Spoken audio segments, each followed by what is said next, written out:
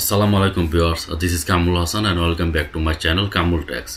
তো আজকে আমি আপনাদের মাঝে খুবই গুরুত্বপূর্ণ একটা এপিসোড নিয়ে হাজির হলাম, যে এপিসোড থেকে আপনারা একটা ইম্পর্টেন্ট পর্শন শিখতে পারবেন মার্চেন্টারিং ক্যারিয়ারে।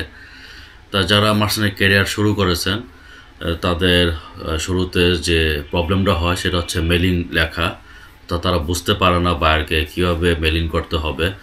তো আজকে আমি আমার এপিসোডে দেখাবো আপনার সাপোজ কাস্টমার একটা ফিড স্যাম্পল রিজেক্ট করেছে একটা জাস্ট সিম্পল ইস্যুতে। তো সেটা একজন মার্চেন্টার কীভাবে এক্সপ্লেনেশন করা উচিত বায়ারকে মানানোর জন্য, অবশ্যই টেকনিক্যাল পয়েন্ট অফ ভিউ থেকে এক্সপ্লেনেশন করতে হবে, তাহলে বায়ার আপনার এক্সপ্লেনেশনটা মেনে নেবে, অ্যাকসেপ্ট করে নেবে। সেক্ষেত্রে আপনার যে টাইম ওয়েস্টেজ হওয়ার চান্স ছিল সেটা কমে যাবে। সো আপনার মেইলিং একটা খুবই গুরুত্বপূর্ণ পার্ট। তো আমি মাঝে মাঝে এরকম বায়ার যখন কোনো প্রবলেম আমাদের সামনে নিয়ে আসবে, আমরা সলিউশন করার জন্য আমরা কীভাবে মেইল দিই, আমি প্রায় এরকম মেইলিং ভিডিও নিয়ে আপনাদের মাঝে হাজির হব। তো চলুন আজকে দেখি কাস্টমার কী কমেন্টস করেছে আর আমরা মার্চেন্টাইজাররা কীভাবে এটা সলিউশন করতেছি। প্রেজেন্টেশনে গিয়ে দেখি। তো ভিউয়ার্স, এটা হচ্ছে আপনার একটা মেল, যে মেলটা আমরা কাস্টমার ইন থেকে পেয়েছি। তো উনি হচ্ছে আপনার মডেলিস্ট, উনি ফিটিং কমেন্টস করেছে। এখানে আমরা দেখতে পাচ্ছি আমাদের একটা ফিট স্যাম্পল রিজেক্ট হয়েছে। তো এখানে সে সিম্পলভাবে লিখেছে, হ্যালো মিস্টার মোতাহার হচ্ছে আমাদের কোম্পানির সিনিয়র মার্চেন্ডাইজার। তো please find counter fit comments, fabric quality not okay, we want more extensible, please respect the modelist comments. তো এখানে আমরা মেলে বডিতে যেটা দেখতে পাচ্ছি, উনি মেনশন করেছে fabric quality not okay.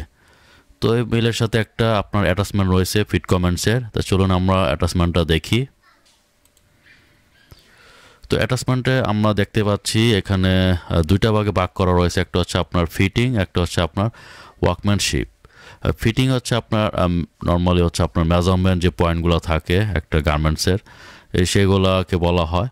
R workmanship হচ্ছে আপনার একটা গার্মেন্টসের যে আউটলুক অথবা পরার পর যে লুকটা দেখা হয় সেটাকে বলা হয় ওয়ার্কম্যানশিপ। তো এখানে মোটামুটি ফিটিং আমার ঠিক রয়েছে, দুটো পয়েন্টে রেড মার্ক রয়েছে।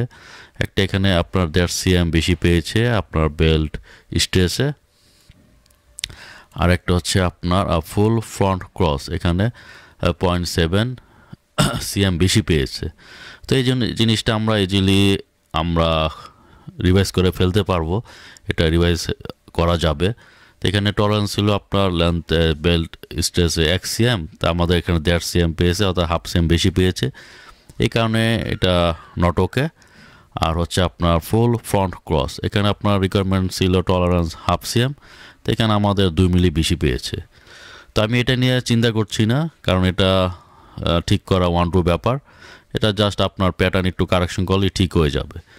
সেকেন্ড যে অপশনটা আমরা দেখতে পাচ্ছি ওয়ার্কম্যানশিপ, এখানে তারা কি বলেছে, এখানে বলেছে আপনার pay attention to the fabric quality, we have different extensibility between all over and plain fabric, should be similar to keep the fitting the same between different combo. অর্থাৎ এখানে আপনার ফেব্রিক কোয়ালিটির উপর আপনার গুরুত্ব দিতে বলেছে। এখানে তারা বলতেছে যে অল ওভার আর হচ্ছে প্লেন, এখানে দুইটা কম্বো, একটা হচ্ছে অল ওভার প্রিন্টেড আপনার কম্বো, আর একটা হচ্ছে প্লেন অর্থাৎ সলিড কালার। বলতেছে যে অল ওভার যে কম্বোটা রয়েছে সেটার এক্সটেন্সিবিলিটি ফেব্রিকের কম, হ্যাঁ, সলিড ফেব্রিক থেকে। তো এখন আমরা এক্সপ্লেনেশন করব আপনার টেকনিক্যাল ওয়েতে, যাতে বায়ারকে আমরা মানাতে পারি যে এখানে কিছু টেকনিক্যাল লিমিটেশন রয়েছে। তা চলুন দেখি আমাদের সিনিয়র মার্চেন্ডাইজার মিস্টার মোতাহার তিনি বায়ারকে কীভাবে মেল করেছেন। তো এটা হচ্ছে সিনিয়র মার্চেন্ডাইজার মিস্টার মোতাহার থেকে মেলটা সেন্ড করা। তো তিনি বায়ারের নাম লিখে দিয়েছেন, dear mister Arafat, all receive a customer comments and noted.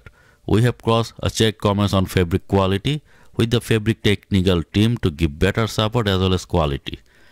But from the technical point of view, the extensibility will vary a little between all over and solid fabric. Please see below technical explanation and advice in your kind reply. তো buyer যেটা এখানে mention করে দিয়েছি workmanship comments on customer. তো buyer এখানে তার রিকোয়ারমেন্টটা যেটা চেয়েছিল সেটা এখানে মেনশন করা, অর্থাৎ এক্সটেন্সিবিলিটি ফেব্রিকের অল ওভার আর সলিডের দুইটা বোথ সেম থাকতে হবে। তো আমরা এখানে কি টেকনিক্যাল এক্সপ্লেনেশন দিয়েছি চলুন দেখি। তো we used the same yarn count and finishing parameters for both a solid and all over options as required, but in all over fabric we are using binder during print, which makes the fabric relatively stiff and less extensibility in compared to solid option. If we want to same extensibility in all over option, it will result in crack in print severely as printed fabric is relatively compact after print. So to keep a consistency in overall quality, all over option will be relatively less extensible than solid. অর্থাৎ এখানে mister Motahar বায়ারকে explain করছে যে আমরা দুইটা কম্বোর ক্ষেত্রে same yarn এবং same dyeing finishing parameter use করেছি, কিন্তু অল ওভার যেটা প্রিন্ট কম্বো সেখানে আপনার কিছু এক্সট্রা আপনার প্রসেস অ্যাপ্লাই করতে হয়। যেমন অল ওভার প্রিন্ট করার সময় আপনার এখানে বাইন্ডার ইউজ করা হয়, তারপর প্রিন্ট কেমিক্যাল ইউজ করা হয়, তারপর হচ্ছে আপনার কিউরিং করা হয়। তো আপনার যখন ফেব্রিকে আপনার প্রিন্টার ইঙ্ক ঢুকবে, তারপর বাইন্ডার ইউজ করা হবে, ডেফিনেটলি আপনার ফেব্রিকটা কিছুটা শক্ত হবে, আপনার কিছুটা জিএসএম বেড়ে যাবে। হ্যাঁ, আর উনি আরেকটা এখানে মেনশন, যদি সলিডের মতো হয় সেক্ষেত্রে আপনার প্রিন্টটা ক্র্যাক হয়ে যাবে, অর্থাৎ সেক্ষেত্রে প্রিন্টও কিন্তু আপনার ফেটে ফেটে যাবে। তো খুব সুন্দরভাবে এক্সপ্লেনেশন তিনি তুলে ধরেছেন বায়ারের কাছে। তো এই এক্সপ্লেনেশন আশা করি বায়ার অ্যাকসেপ্ট করে নিবে। নর্মালি অল ওভার আপনার প্রিন্ট আর সলিড ফেব্রিকের মধ্যে কিছুটা হলো এক্সটেন্সিবিলিটি একটু আপনার ডিফারেন্স থাকবেই। তো সেটা দুইটা রিজন, আপনার একটা হচ্ছে বাইন্ডার ইউজের কারণে। বাইন্ডারটা ইউজ করা হয় আপনার নর্মালি কেমিক্যাল প্রিন্ট যে ইঙ্কগুলা, এটা যাতে ফেব্রিকের সাথে আপনার ভালো মতো ফিক্সিং হয়। তারপর কিউরিং করা হয়, আপনার হট টেম্পারেচার দিয়ে ফেব্রিকটা পাস করা হয়। তারপর আপনার প্রিন্টার যে ইঙ্ক, অর্থাৎ প্রিন্টার ইঙ্কেরও কিন্তু আপনার একটা ঘনত্ব রয়েছে।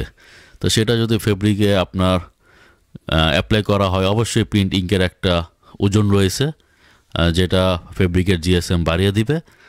আর আপনার যখন প্রিন্টের ইঙ্কটা শুকিয়ে যাবে, আপনার নর্মালি তো আমরা যখন প্রিন্ট ইঙ্ক অ্যাপ্লাই করি তখন কিন্তু প্রিন্ট ইঙ্কটা নরম থাকে। তো এটা যখন কিউরিং করার পর শুকিয়ে যাবে, অবশ্যই কিছুটা হার্ড হয়ে যাবে। আর সেক্ষেত্রে যদি আপনার এক্সটেন্সিবিলিটি বেশি ফেব্রিকটা টানা হয় তাহলে কিন্তু আপনার ক্র্যাক হয়ে যাবে। তো নর্মালি আপনার এই হচ্ছে ডিফারেন্স আপনার সলিড ফেব্রিক আর হচ্ছে আপনার অল ওভার ফেব্রিকে। তো আশা করি এই টেকনিক্যাল প্যারামিটার্সটা বায়ার অ্যাকসেপ্ট করবে। তো এইভাবেই কিন্তু আমরা প্রতিনিয়ত মার্চেন্টাইজরা মেল দিই বায়ারকে যখন কোনো প্রবলেমেটিক একটা ইস্যু দাঁড় করায়। তা সেগুলোর ক্ষেত্রে অবশ্যই টেকনিক্যাল এক্সপ্লেনেশন দিয়েই বায়ারকে রিপ্লাই দিতে হবে। তো ভিউয়ার্স, আশা করি বুঝতে পেরেছেন কীভাবে একটা বায়ারকে টেকনিক্যাল ওয়েতে রিপ্লাই দিতে হয়। তো সামনে আমি আরও অনেক মেলিং ভিডিও নিয়ে আপনাদের মাঝে হাজির হব। তো আজ এ পর্যন্তই। আমি কামরুল হাসান আপনাদের কাছ থেকে বিদায় নিচ্ছি। খোদা হাফেজ।